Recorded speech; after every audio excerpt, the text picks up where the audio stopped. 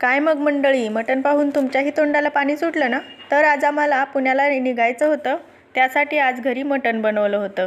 तर आम्ही दोघीजणी शेवटी राहिलो होतो. बाकी सगळ्यांचे जेवण झाले होते. आम्ही दोघींनी जेवण केलं आणि हा बघा एवढा सगळा पसारा घेऊन आता आम्हाला पुण्याला निघायचंय. तर एवढ्या सगळ्या बॅगा आणि सगळा पसारा गाडीत बसतोय की नाही हे मात्र एक टेन्शनच होतं. त्यामुळे सगळ्या बॅगा वगैरे बाहेर नेऊन ठेवलं. जेवढं बसते तेवढं घेऊन जाणार आणि बाकी सगळं घरीच ठेवणार होतो. नंतर आल्यावर न्यायचं होतं. पण आता बघूयात पसारा बसतोय की नाही. युग मात्र त्याची बॅग काही सोडायला तयार नव्हता. तो सगळीकडे त्याची बॅग घेऊनच फिरत होता.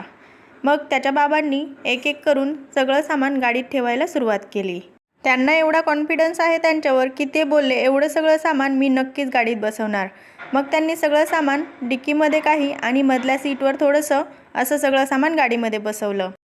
हळदी कुंकू वगैरे लावलं, सगळ्यांचं दर्शन घेतलं.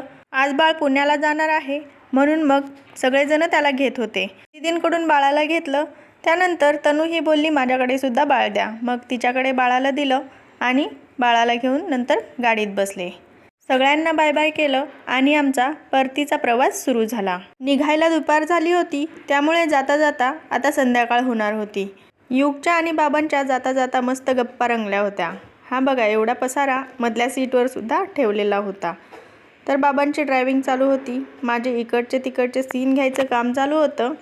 कारण एवढा छान नजारा असेल आणि मी कॅमेरा चालू केला नाही असं होतच नाही. तुम्हाला तर पुण्यातलं ट्रॅफिक माहीतच असेल.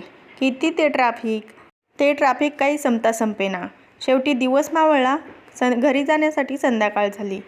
तिथला सगळा पसारा आता हे बघा इथं आणून कसा मांडलाय. सगळेजण भरपूर कंटाळले होते. पण युग आणि बाळाच्या काहीतरी गप्पा रंगल्या होत्या. असा होता आजचा दिवस. बाय.